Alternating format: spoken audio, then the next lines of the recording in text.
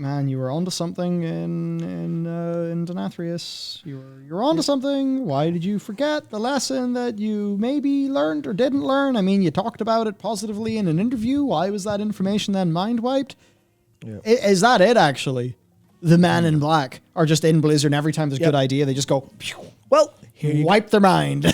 Well, I think we literally talked about this earlier when recording a news video, and that was about Battlefield seemingly not learning many lessons. And then the hypothesis for that is attrition. Where if you don't have the same team members, how do you know the next team members have learned the lessons the original team members did? Only difference, of course, is that that was the Salute Morgan interview, and he stole the company. Of course, yeah. So there goes that excuse. Yeah. So to get into this then, well, first of all, tweet from THD, who says, tier not being tokens so that you can trade to other classes if you don't need it because you already have the pieces bad. Please, Castle Nathria token system was good. Yeah. Also, by the way, just fucking steal what FF14 does. Yoink it. Just yoink it. Steal it. Coffers all day long. Just eat it.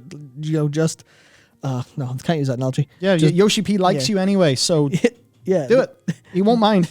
There is going to be a pain point in changing World of Warcraft. People won't like it.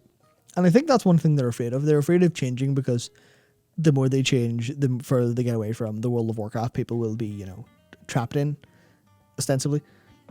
But they need radical change because this is something I said to you the other day. World of Warcraft compared to so many other MMOs is so out of date as far as player experience is concerned. Like, that's the only way to describe it. It's out of date. It is not changed. It is not new. Everything else is this wild shit where, like, FF14 is... FF14 is currently, 9 years younger than World of Warcraft? And it just went, 14, around me born. And they have coffers. They're happy to change that stuff as well. But now they're sitting with a relatively modern design of, here's coffers, basically, tokens that you can use and they'll be whatever you want, so there's never any wasted loot. I mean, there's possibly technically, you know what I mean? There's never going to be a specific item drop that no one needs in Savage. There you go. Just use that. And then you've got a lot of the problems of master loot and loot in general solved. And then everyone's happy. Yeah. No wasted loot. Problem solved. Madness. Problem solved. Madness. So, okay, we've got, more of this. So, look, no tier set tokens, similar to how it was in previous raids that feature tier sets.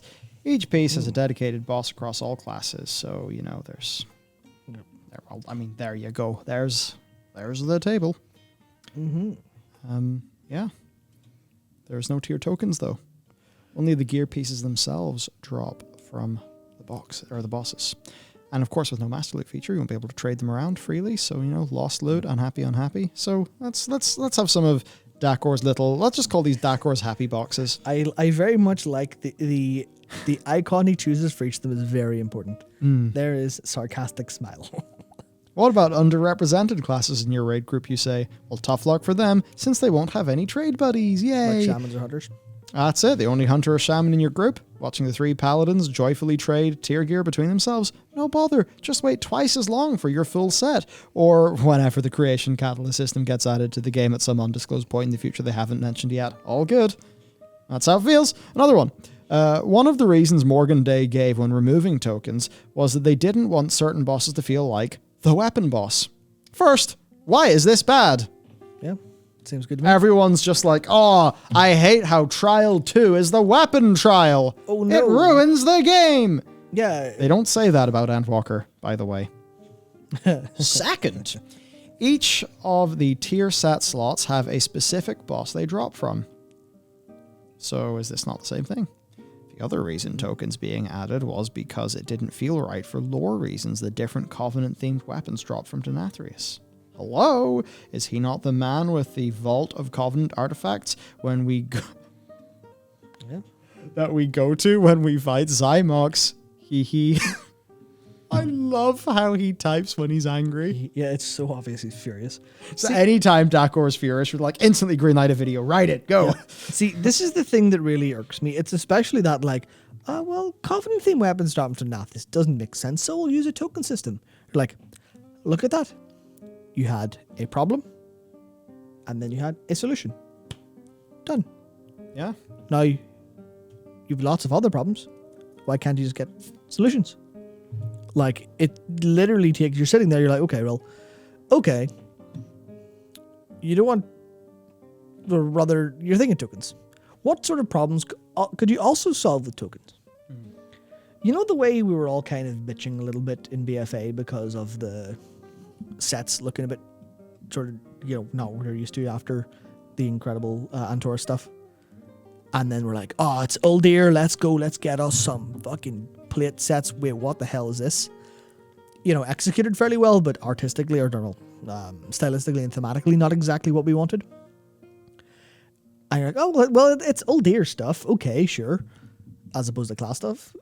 They never bothered about tier set stuff dropping before, but you can always just get away from all of that, because you drop a token, you trade it in somewhere. Yeah. You want the Covenant set, trade it at the Covenant.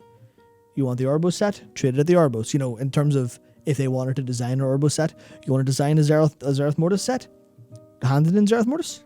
You want to design a Maw set, you can have the raid drop tokens that you can trade to Venari. Mm-hmm. Yeah. The amount of freedom you can have with that is insane to me.